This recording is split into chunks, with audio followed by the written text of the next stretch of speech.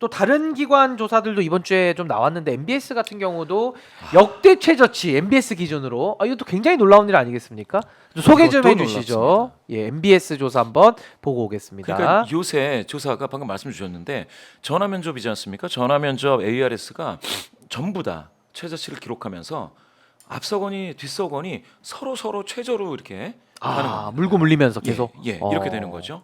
지금 보십시오. 이게 그 NBS 조사에서 몇 번을 최저를 기록하면서 빠지고 있는지를 한번 보시면 네. 정고점을 30%로 잡을 때 19까지 내려와 있습니다. 예, 끝도 없이 11%. 떨어지네. 이게 계속 빠졌죠. 19라고 하면 지금 직전 2주 전 대비해서는 불과 3% 포인트 하락이라고 하실 분도 계시지만 19는 직전 주에 갤럽에서 19였습니다. 예. 그렇게 따지면 여기까지 내려와 있는 거예요. 아하. 그러면 여기서 보시면 11% 포인트가 계속해서 증발하고 있었다. 그러면 지난 이게 전고점 30을 보시면은 7월 마지막 주잖아요. 예. 이때 그냥 30 찍었다. 총선 지나고 27이었는데 30 찍었다. 제가 이제 항상 말씀드리지만 이때가 우리 어렸을 때 바캉스 시즌이라고 했었는데 요새는 여름 휴가 기간 예. 이렇게 말씀드리는 그 기간이에요. 그리고 8월 넘어가면 뭐냐 휴가를 갔다 오면 사람들이 그래도 좀 관대해집니다. 뭐든지.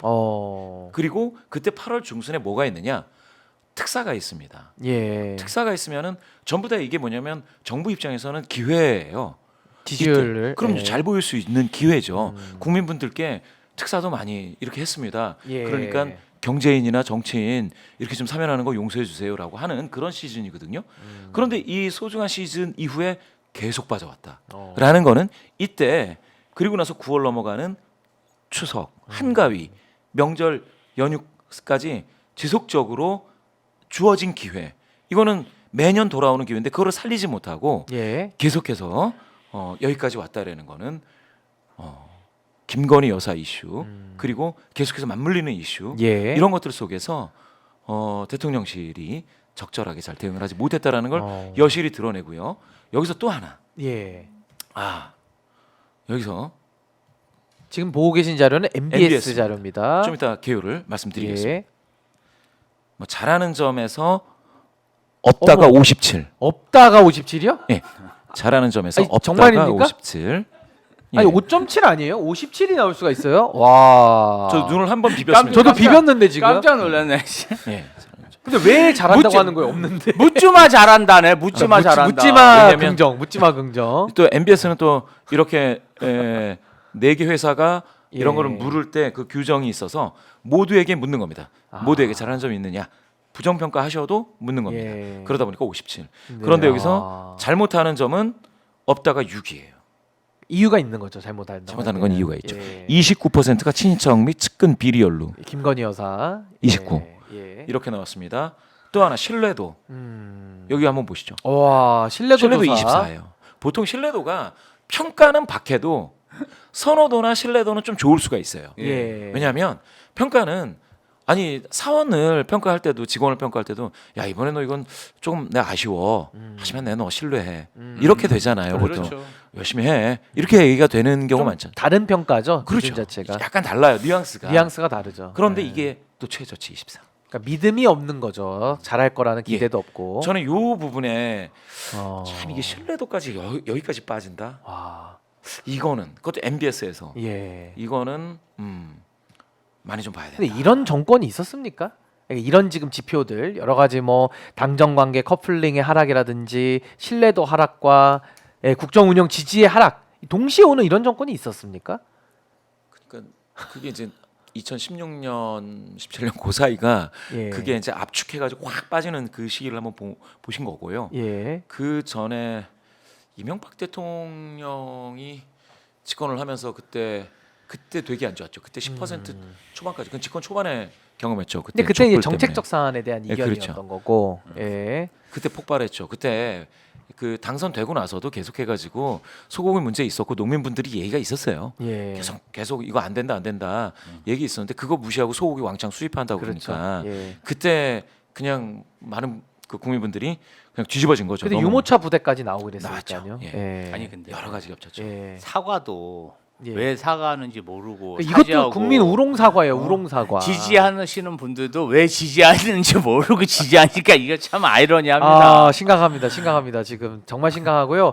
아니 그럼 이제 우리가 뭐 MBS 조사까지 봤으니까 좀 앞으로 향후 전망을 좀 해보고 이제 미국 여론조사 한번 얘기 좀 해보려고 하는데 앞으로 이제 사실은 지난주에 윤석열 대통령의 육성 나온 게 이제 이번 주에 반영됐다고 치고 아마 다음 주는 기자회견 관련된 이슈가 반영이 될 가능성이 매우 높은데요. 물론 그 후속적인 반응들까지 뭐 반영이 다 되겠습니다만은 일단은 다음 주에 대해서 여론조사 그 결과 좀 우리 대표님 예상만 좀 해보시면 어떤 변수들과 좀 결과가 예상이 되십니까?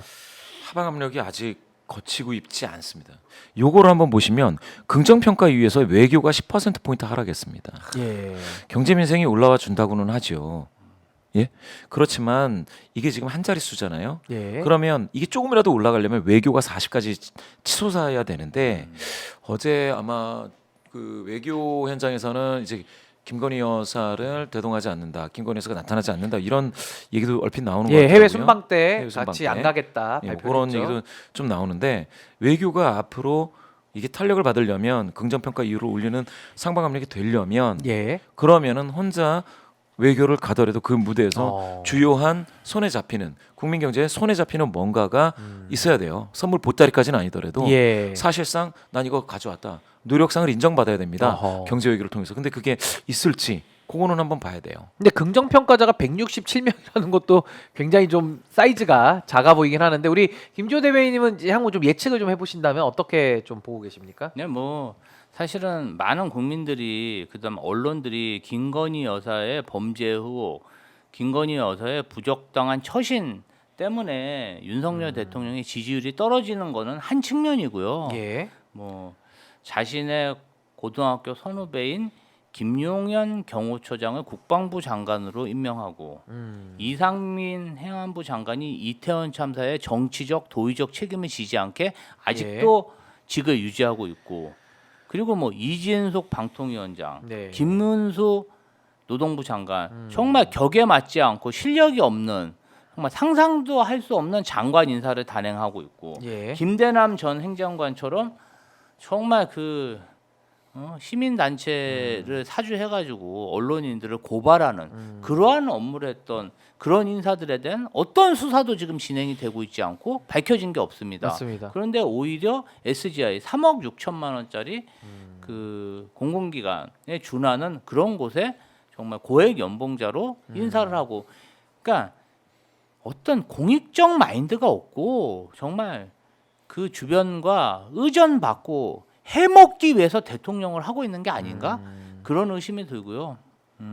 본인이 스스로 결단하면 제일 좋겠지만 본인이 스스로 죽어도 결단하지 못하겠다 어제 선언을 했기 때문에 국민적 분노가 더 커지지 않을까 싶고요. 빨리 이 상황이 정리돼야 우리 그 분단 국가로서 지금 저희가 정전이 휴전 협정 중이지 않습니까? 아직 전쟁 중인 나라인데요. 이러한 지도력, 이러한 지지율로는 도저히 대한민국을 운영할 수가 없습니다. 그래서 국민들하고 민주당 그다음에 여러 정당들이 힘을 합쳐서 이 난관을 극복했으면 합니다. 그 명태균 씨가 오늘 소환이 되는 모습 아까 이제 우리가 오전에 봤는데 뭐 상당히 좀 다른 모습을 또 보여주고 있어요. 그래서 굉장히 좀 변화무쌍하다. 그 자체도 뭐 본인이야 뭐 태도를 변화시키는데 이유가 있겠지만은 국민들이 볼 때는 굉장히 좀 뭐랄까요, 좀 후한무치해 보이고 국민들을 가지고 논 거 아니냐라는 식의 약간 좀 불쾌감도 있을 것 같은데 저 명태균 이슈 대통령 육성 이후에 또 이제 더 많은 정보들이 나온다는 걸 전제할 때 아마 이것도 반영이 좀 어떤 역할이 될 걸로 좀 보십니까? 그렇죠. 굉장히 큰 악재고 그 명태균 씨의 그 여론조사라든지 이런 것들이 예. 꼬리 자르기가 되면 대통령실 입장에서는 다행일 텐데 네. 이게 육성이 계속 나오니까 그 계속은 아니지만 지난주 나왔죠. 그래서 제가 봤을 때는 그런 게 중간중간 터지면 이게 계속해서 김건희 여사 문제로 다시 그리고 대통령 이슈가 되는 거지 않습니까? 그러니까 이게 바뀔 수가 없어요. 왜냐하면 다른 걸로 덮을 수가 있어야 되는데 이걸 한번 보시죠. 예. 출범 2년 6개월 분야별 정책 평가입니다. 단하죠. 이건 혹시 어디서 한 조사죠? 방금 갤럽입니다. 갤럽이죠. 예, 갤럽 아까 보겠습니다. 말씀 주셨듯이 여기 공직자 인사가 10 나왔어요. 아, 예. 잘한다가 10이요? 예, 예. 아 이거 다시 봐야 돼. 아 정말 10이네. 저 잘한다는 사람은 혜택을 보는 사람인 것 같아. 같이 해먹고 있는 사람. 김대남 같은 류의 사람들. 아니 근데 이게 예. 아 그게 심각하네요. 지난 문재인 정부 시절과 비교해서도 상당히 낮은 수준인데요. 예. 그냥 이번 정부로만 따졌을 때 경제 같은 경우에는 이거 보십시오. 경제가 25, 19, 15 이렇게 빠지고 있습니다. 예. 아, 잘하고 있다 비율입니다. 부동산 27, 23, 17 쑥쑥 빠지네요. 거의 10% 포인트씩 빠지고 예, 있죠. 복지도 복지는 근데 제도적인 측면에서는 항상 다 지난 정부를 좀 이어가는 측면은 좀 그렇죠. 있어요. 예. 예. 교육도 지금 17까지 빠졌습니다. 근데 저거 사실 복지는 이제 의료로 또 치환해서 온다면 아마 또 10% 이상 그렇죠. 또 빠졌을 가능성이 높을 겁니다. 예. 특정 이슈로 가면은 그것도 맞는 예. 말씀이시죠.